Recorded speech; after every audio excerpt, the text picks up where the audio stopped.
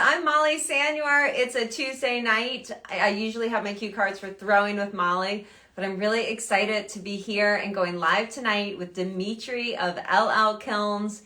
If you are a clay enthusiast, then you already know that when you get your own studio, you've got the hardest parts to get are the wheel and the kiln. So when I started investing in my studio, I was torn between all the options and I was sold on the LL Kiln before I ever knew Dimitri. And in fact, this will be our first time seeing each other face to face, Dimitri, and I'm so excited. And he's so nice to join us and chat with all of us and answer all of our kiln questions. So I was torn between which kiln to get, how big to get, and I was directed to the LL Kiln because they said that it was easier to change the elements yourself, and I wanted to be really independent and change everything myself. And so I got my first LL Kiln, and then through the internet, I've been able to meet Dimitri and chat more, and I'm just trying to get him on here now. Oh, I'm so glad so many of y'all are tuning in from Chile here for the LL. All right, we're working on it. We're gonna get, I see you out there, Dimitri. I'm typing in hot kilns. That's where you wanna follow LL Kilns on Instagram. Invite. Let's see. Will the internet be on our side right now? But your questions are great. Oh, I see Hot Kilns has joined. Oh, so excited for this. Thanks for sending in all the questions. I have 2 cue cards full of questions to ask Dimitri. I've sent them to him. Oh, this is exciting. Okay, here we go. I think I'm gonna have to angle this up. And I think your questions, if you can still use the question box, feel free to drop in questions. Dimitri, I hit accept. There you are, accept. It's thinking about it. Still thinking about it. Oh, it says you're unable to join. Well, shoot, you're such a professional boss. Oh, hey, Tommy C Stars. Make sure you follow Tommy C Stars. Okay, you're here, but can't join. I wonder if you needed to update your Instagram account. Dimitri, log off, log back on, and let's try that. Because you're really who we need. I don't have the information. So, and everybody who's here, they're just here on the okay. Oh, you're here. I see you. Maybe Sorry about that. Oh my God. I think my Wi-Fi is not so happy down here. I was started on the iPad and I was seeing messages that no one could hear me. Yeah, can everybody hear and see Dimitri? I can hear and see you. So yeah, you're by your kiln. Sorry about that. Dimitri, I'd love to start. I was kind of sharing how, you know, I got the clay bug. It's the scary part is getting a kiln and a wheel. And I was directed to my LL Kiln because they said it was like the easiest one to maintain yourself. And I wanted to be independent. So I got the LL and I've loved it. And over the years, now I've had it for maybe 5 years. And now we've connected through the internet and you shared your story with me. I was like, who's Dimitri? So will you share your story about being the grandson with everyone? Yeah, sure. Yeah. So it kind of all started with my grandmother. On my dad's side, my dad's mom back in the 1940s was running a business employing displaced Ukrainians from World War II, I think, painting pottery pieces and firing them. And so whatever you left that bit out when you told me the first time. That's even more. Yeah, that was news to me recently that I heard from my Okay, wow. Sorry. So when my grandfather, her husband, saw the kiln they were using, he thought he could do a better job. He was a welder during the war, and he was working on a shipyard. So he asked a friend of his from that job to join him in trying to make a better kiln. So that's where LL came from. And since then, my grandfather ran it for many years. Then my dad bought it from him. And I'm next, so I'll be fully taking over in a couple of years, but right now I'm just full-time working on a plethora of things, mostly engineering, but anything under the sun, pretty much. So exciting! I mean, I just love that story. So if you're thinking of a kiln, now you know the actual like inventor, creator, lineage of the original. That is such a sweet story. I just love that. All right, should we dive right in? Because through us getting to know each other, I'm so excited, guys. Dimitri's bringing me a smaller kiln. So I have this big kiln, And I'm so excited to be getting a smaller kiln. Is it kind of like the one behind you? It's pretty much exactly like this one. So this is an 18S. I live in a tiny row home in Philly, so it's kind of the perfect size kiln for a basement studio. And for earrings, I can't wait to make more earrings. Oh yes, nice. I mean, that's the perfect size. Anything from jewelry, mugs, tiny vases. It's really perfect. Let me just tilt the angle down a little bit. So it's two sections. Sections are 9 inches high, standard. We do make 2 versions that are taller than this of the same diameter. So there's the M model, which goes from 2 rings to 2.5, and then the T model, which is 3 full rings. Which that was something that I didn't know when I got my kiln. The way that y'all organize each model, you can kind of hear the model name and know, is it a tall, medium, or small by the SMT, which seems so basic, but I didn't know that. And so I thought that was a fun trick. Yeah. I guess I should just expand on that real quick. So 18, 23, 28, those are kind of common models that we have. Those refer to the inside diameter. The SMT, like she just said, is short, medium, tall, from 2 ring, 2.5 ring to 3 ring. And this is a 28T. yes, so that's 3 rings high, which equates to 27 inches tall on the inside and about 28 inches in diameter. Okay, well let's get into these questions. We got some good questions. Good. Yeah. And we need you, Dimitri, to answer this because people ask me, I love talking clay. We kind of talk like, you're like, I don't know about clay, but I know about kilns. And I'm like, well, I don't really know about kilns, so we need you. Okay, ready? Yeah, sure. How big of a difference do 2.5 versus 3-inch bricks make? Because this person found a 2.5 LL kiln in stock in the size that they think they want, but it's discontinued. Would you recommend waiting for a 3-inch? So 2.5-inch brick versus the 3-inch. Yeah, so 2.5, if you're doing like low fire, or you're not like, if you can, there's a couple different things. So 2.5 is better for low fire. 3 inches definitely better for high fire because it's, when you go above cone 6, you're gonna the kiln is gonna have to do more work if it's less insulated. Below cone 6, it's kind of all a wash. But the 3-inch insulation definitely helps the kiln out to get to those higher temperatures. If there are people who aren't clay people, cones are like the temperature. So that was kind of a question too. I guess we'll get there about firing schedules, but cones are the temperature. So I kind of fired to a mid-range at cone 6, which does great. But you're saying if I took it to cone 10, even higher. Yeah, and I would say cone 6 is right on the edge of making that decision. Yeah, cone 10, certainly you'd want 3-inch. There's also, you could consider 2.5-inch would cool down faster if you're trying to cycle through your firings faster. But again, it's going to put more wear.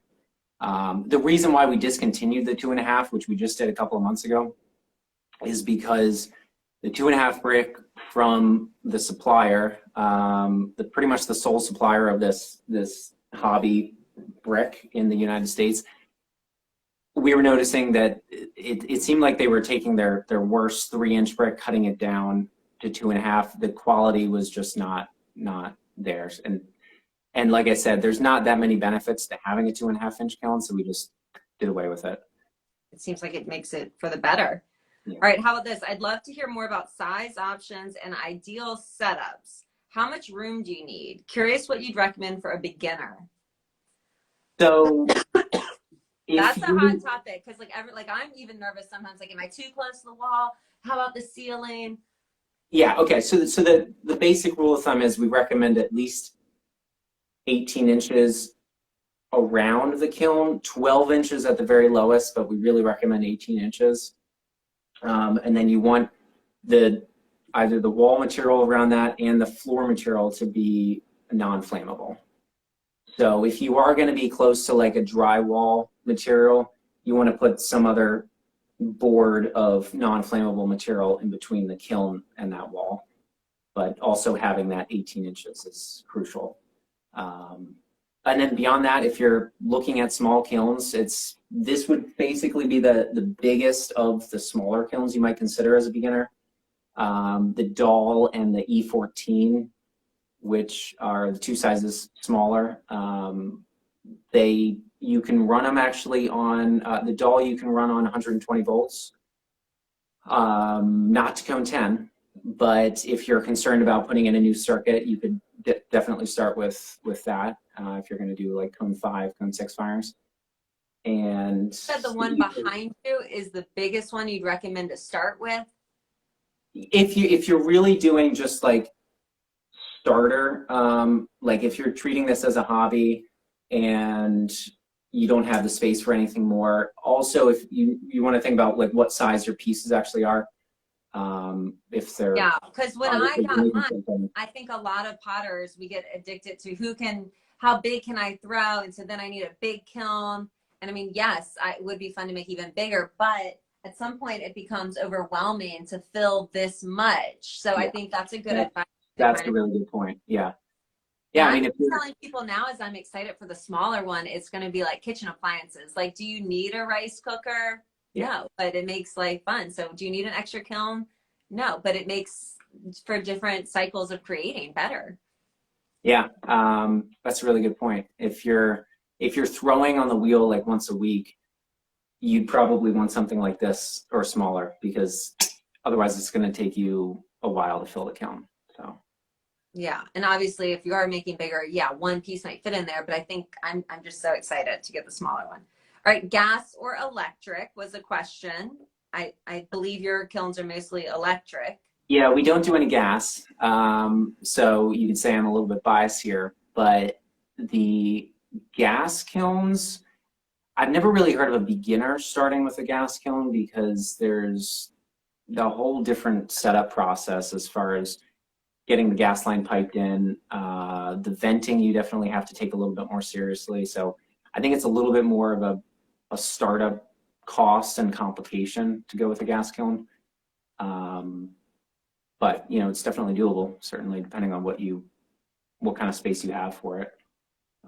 And talking about ventilation, that was another question. Do you have to have a venting system for a small kiln in the home studio? And like if it's in a garage, you have like what makes you need ventilation, and how do you do it? Yeah, so a couple of things to consider with that. On our smallest kilns, the Doll and the E14, you technically don't need a vent. But what you want to do during the firing process is open up the peephole in the lid to let out the water vapors and corrosive gases. Okay. But you're not going to die without a ventilation on those smaller ones? Well, so if you're not going to do the internal ventilation, like the vent shore system that we attach to our kilns, you'd want to put a fan in the window if this is like in an enclosed space, so that you're at least sucking out the air in that room, because you don't want to be living in the same space as a kiln that's producing these gases if you're not venting that room. But if you're in a garage and the door's open, if you're in a garage, no problem. Like when you get to a kiln this large and bigger, you're going to start, if you don't have an internal vent on the kiln, you will be burning through those elements faster. They're going to be corroding faster because they're exposed to the firing atmosphere.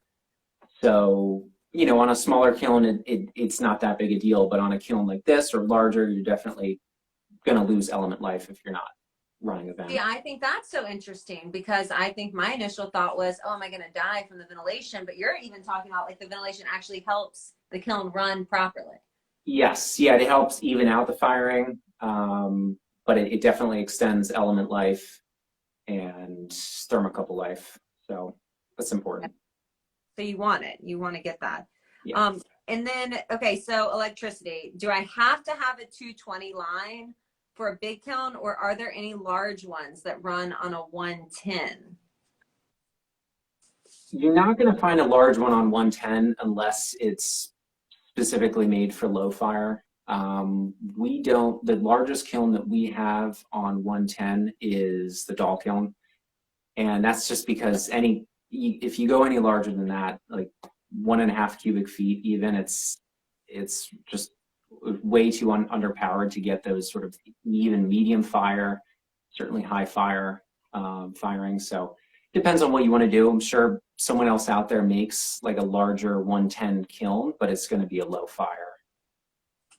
And yeah, like whatever the artist is trying to do, because that lower fire, you can do different results on the surface of your work at a lower fire.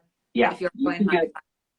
Yeah, you can get some really cool glaze colors out of low fire. So it's definitely depends on what you're doing. Do decals. There's so much. Okay, peepholes. We kind of mentioned them. You mentioned on the smaller ones, you can just take out people. Well, that was a question. Peepholes. I pretend like I know their function, but in real life, I'm just guessing. So the peepholes, which I kind of always, can I tell you what I do? And then you tell me the professional actual. Yeah, go for it. So I kind of plug them in because I think that holds the heat longer. Now, at the beginning, I take out the top one because like gases and moisture is escaping. And then once I know that it's like hot enough, I'll plug it in if I remember, but sometimes it just stays out during the firing. And then when it's cooling down, I will take them out to help cool it a little faster. Yeah, that's pretty much all recommended practice. You would also use them for if you want to keep an eye on the cones that you're putting into the kiln. So if you put the cones in line with one of the peepholes, you can keep an eye on how that's going. That was definitely more important back when kilns were manual and you had to sort of really keep an eye on the firing. But with controllers now, it's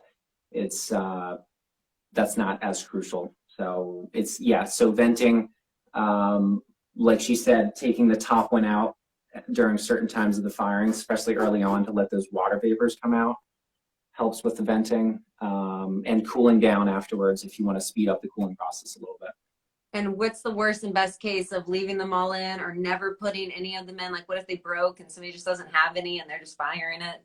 Yeah, I mean, it's not bad. You're gonna let more heat escape. I suppose you might end up with maybe less even results on if you have one out, towards the higher fire end of things, but it really depends on how you want to tweak your firings.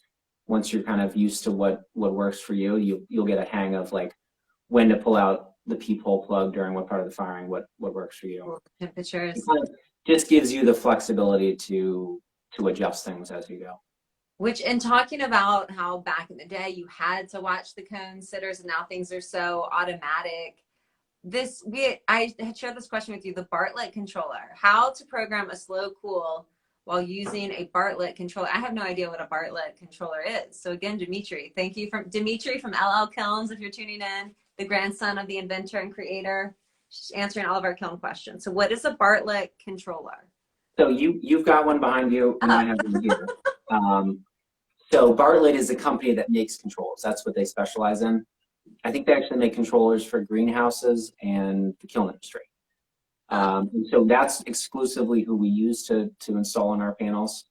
So this one is a Genesis, which is their more recent touchscreen version. Ooh. The one you have is the Dynatrol. And so that's more traditional. I thought this was really fancy when I got it. And now, yeah, they're touchscreen. They're on your phone, some of them.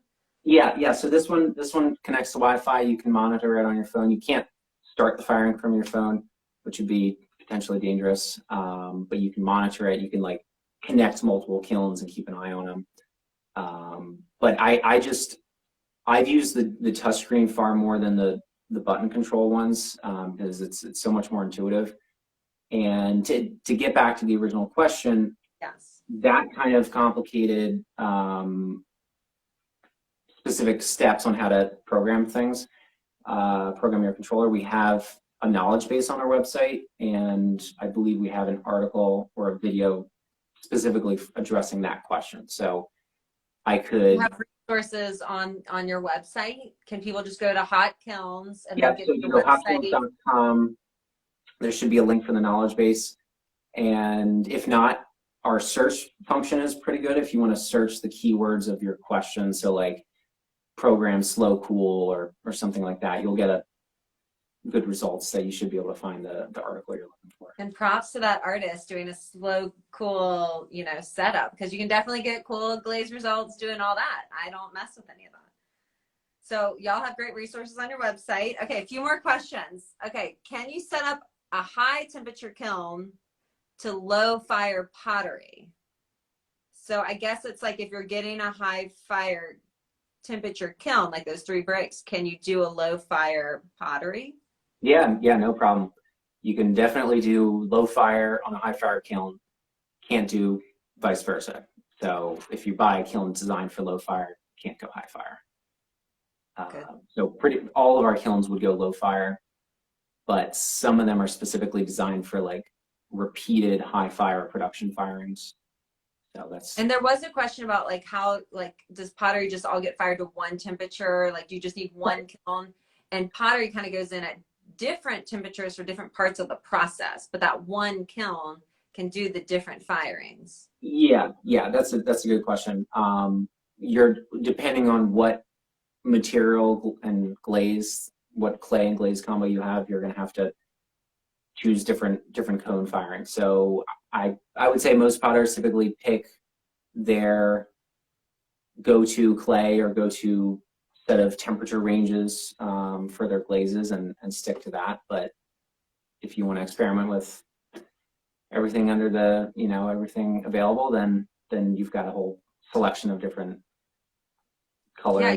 Boop, bop, beep, boop, bop, bop, and then send it on its way. It is really easy, and that's something that maybe we could do like another video of, like, hey, I'm gonna, these are the buttons I press, because it can be overwhelming. But this one I taught in a school, and it wasn't an LL. I don't remember what it was, and I remember being terrified to turn it on because I knew I was gonna blow up the school, and I couldn't be that art teacher. And really, it's not that scary. And these it literally says slow bisque. And you can just hit that and hit enter, and then you hit what cone, and it says cone, and you make sure it says 04 or 06, not 6. I did that once as a young. That's good. Yeah, important to pay attention to that. And I'll be curious, everybody who sees this, let us know in the comments, and maybe we can do these again. I told Dimitri this could just be the first of like a series of kiln questions, because I know we all get nervous and have them. Okay, a few, I think 2 more, 3. We talked about the space around the kiln. So we need it 12 inches minimal, you said, I think. But 18 best. 12 inches bare minimum, but you want to go for 18. And non-flammable materials in your floor and around. So I guess I could just tilt this down real quick and show you what I have. My floor is cement, but it's painted. Okay. So I put. Neat. I think I just cleaned up the other week, so that's why it looks good. But so this tile here is just like a, you know, regular construction tile. I put that underneath the stand, so the heat radiating from the bottom wouldn't affect the floor. That's smart. Okay, when Dimitri comes, I'll share mine, and he can critique my setup and help me make it better. Okay, what do you ask an electrician? Okay, oh yeah, I'm getting a kiln. Oh, okay, I get it. It needs a 220. But how do I tell my electrician what I need for a kiln? Yeah, that's a really good question. We get that a lot. Electricity it kind of feels like, you know, black magic. It's not really That's a good way to put it. Very well. Yeah. So the basics of where you want to start is, first, what power do you have at your house? Vast majority of residential power is 240 volt single phase. Schools and industrial places are where you would find possibly 3-phase or 208 volt. But residential is usually 240 single phase. And so that'll inform number one, that'll inform what kiln you order. But when you go to your electrician, you want to tell them what plug you're getting on your kiln. And all of our easy fires come with cords and plugs, but they're different styles. And so you want to communicate that to the electrician, the specific code for the outlet and the amperage. So this kiln right here, this runs on a 30 amp circuit. It's pretty much the largest kiln you can get on a 30 amp. which is actually the same as what most dryers run on. So I actually, when I had this circuit installed, I had it shared with my dryer circuit so that I can't run my dryer and my kiln at the same time. Oh. And that speaks to the other thing you want to think about, which is once you know your voltage at your house, you also need to consider the size of service you have. And being that I'm in a small city home, I only had 100 amp service, which means that everything that I'm running in the house can't add up to more than 100 amps. So in order to get this 30 amp kiln in here to share the power that I have, I had to do it on the same circuit that the dryer's on and just not run the two at the same time. So that's one trick you can use to squeeze in some more power. That's smart. Yeah, I was scared. I just plugged in the outlet. I shared a little bit on my story in preparation of Dimitri bringing me a little kiln here. And you can see my one for this kiln is right there. So it is the big 220. And so I guess what I'm hearing you say, it's first find out what your house is running on. It should be a one phase. Then find your kiln that you're going to get. And you recommend the size behind you. Which kind, what is that called? The one behind you? The kiln. This Yeah. is an E18S-3. E18S. So that means it's easy load. Easy fire. Easy fire, 18 inches in diameter. And then there's an S, so it's short. Height, yeah. And the -3, which isn't as important anymore, but the -3 means it's 3-inch brick. So when we were making 2.5-inch kilns, if it didn't have a -3, that it was already 2.5. Yeah.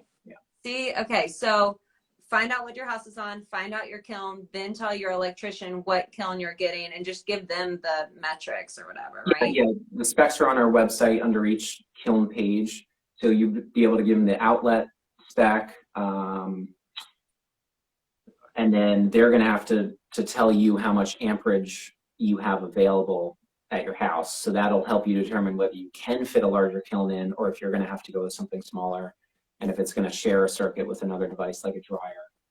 So, and I think it's smart too, because the final question was, how do I decide on the size? I think it is really smart too to figure out your size. Where is it going to go in your space? Yeah. Because if you think it's going to go at the back of your garage and the electrician is like, yeah, we can drop a plug right here, but it needs to be back there, I think that matters too.